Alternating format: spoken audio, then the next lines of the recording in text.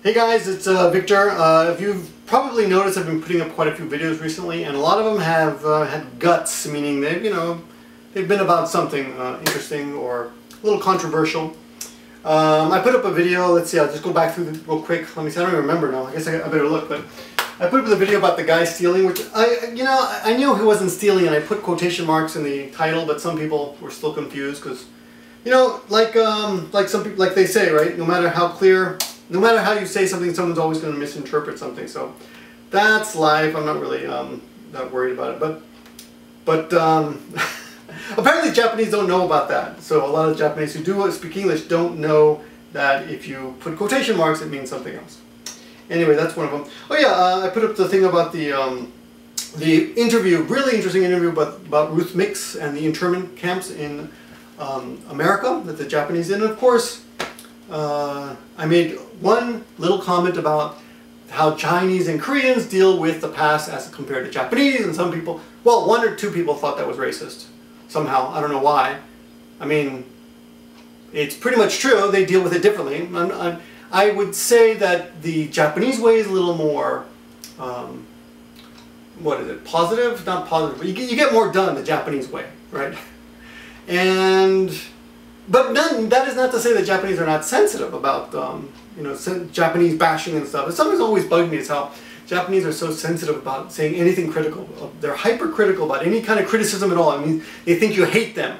You say one little thing and oh, you hate Japan. And of course I don't hate Japan. I like Japan very much. I like America very much, but I criticize America very much. All Americans criticize Americans. Japanese criticize Japanese, but I guess they don't like it from the outside. Whatever.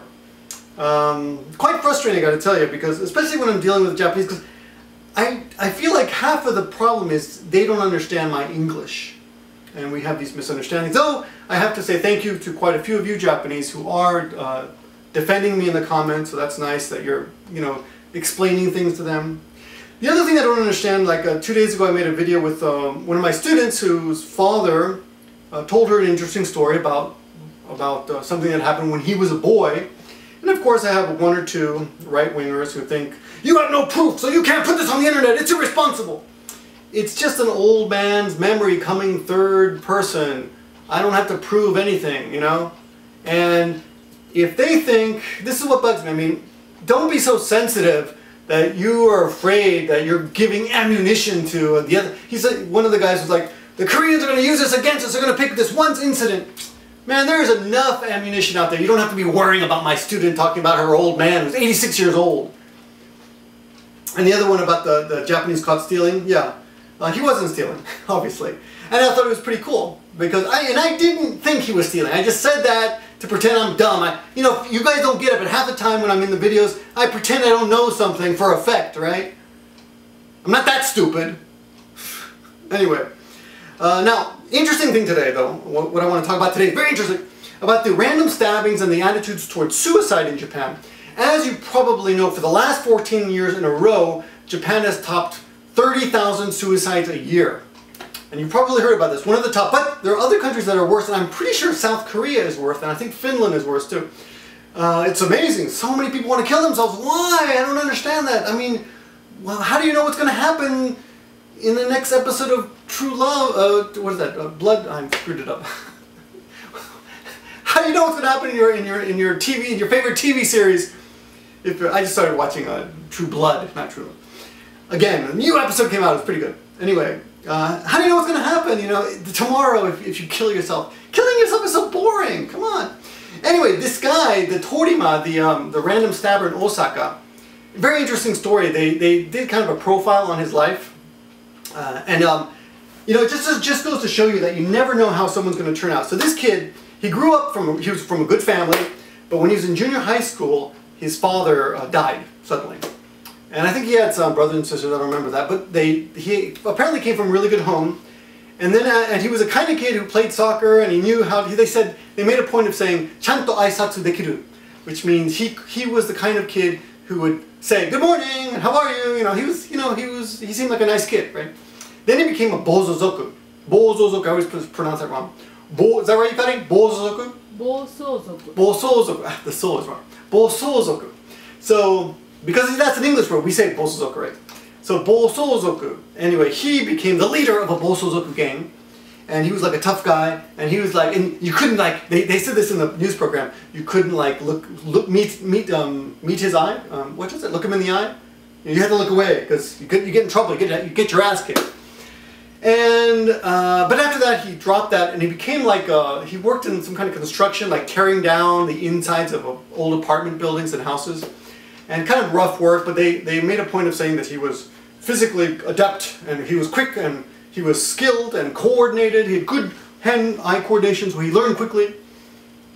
And he listened to his elders and his kohai, his senpai. He would listen, and he would always do a good job. And then in his 20s, he just stopped coming to work for some reason, and nobody knew why. He just stopped coming to work.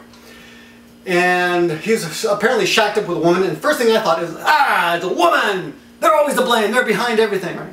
Just kidding, just kidding. And he shacked up with a woman, and we don't know what happened, but it turns out that he started doing kakuseizai, which is stimulant. I think it's a little bit like meth or some kind of speed or something, but it makes it nuts, and a lot of people are in jail for that here. That's I guess the drug of choice amongst young people, not just young. But anyway, so he went to jail. And he got out of jail just 2 weeks ago, and this is the part that really like freaked me out or shocked me. He had $2,000, nijuman, in the bank, and that's all. He had no place to stay, and that's all the money he had. And he thought, I want to die. I feel like hopeless, He had no hope, so he wanted to die. And he bought a knife, a hamono, or what was that called? For cutting up things? Hamono? No, in the kitchen. Hocho. Hocho, yeah. I can't remember when I was speaking English. He bought a hocho or hamono, and he wanted to kill himself, but he didn't have the guts. So he thought, I know what I'll do. I'll get myself killed. And as someone mentioned in the comments, this is the kind of thing that happens in America, and it's called suicide by cop, which I suppose is kind of the same thing. But at the end of this man's attitude, I won't say it's a common Japanese, plan to do, but it's not the kind of thing that Japanese criminals think of. But it's similar to the American, suicide by cop idea that some criminals have, or people who feel hopeless, But the thing was, he had $2,000 in the bank, man. I mean, he took it out. He withdrew that from the bank, and he said, "This is all I got left. This is terrible." But can you imagine? I mean, I don't know about you, but I've been down to like $5 in the bank before, and I never thought I want to kill myself, right? And I've had times in my life where I've slept in the park because I didn't have any money, just felt miserable, whatever. Girlfriend broke my heart, that kind of stuff, Been fired, everyone's had their downs. I'm sure you've had your downs too, but $2,000 in the bank doesn't sound too bad, So anyway, he went out and he did what he did. He stabbed a random guy. The guy, 42 years old, 3 kids, horrible, horrible story.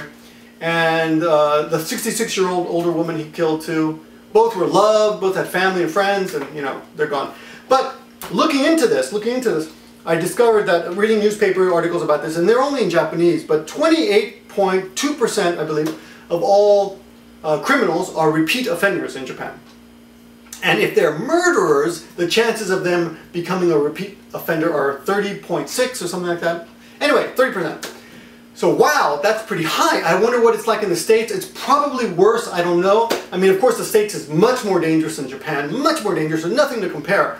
You can't even really compare the two, but it's of course not a perfect system here in Japan. There's still a lot of problems with it.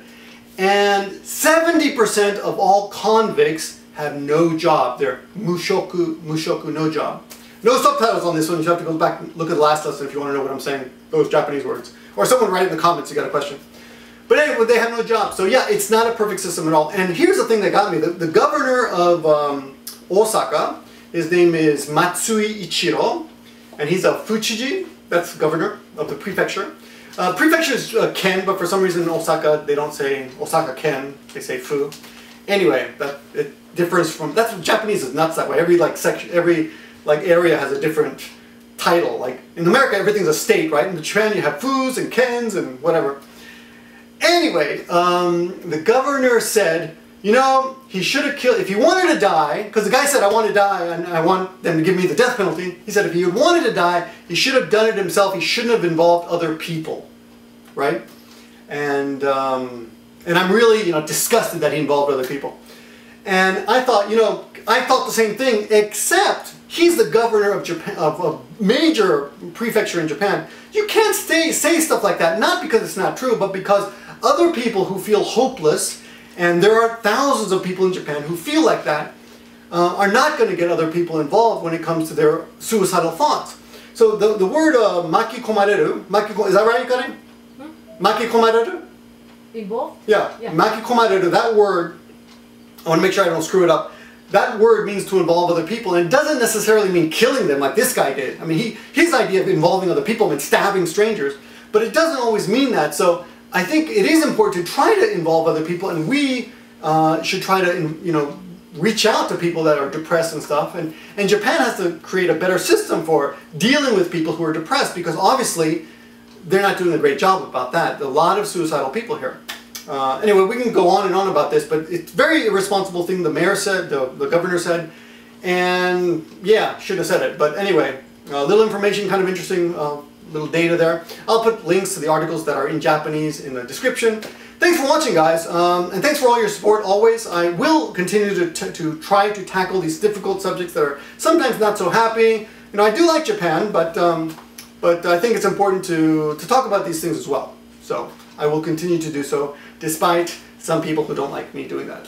Anyway, hopefully the next video will be a little bit more cheerful. Until then, my name is Victor. Give me a flake man. You gotta turn off the camera, please. It's taking too long. I'm waving at it.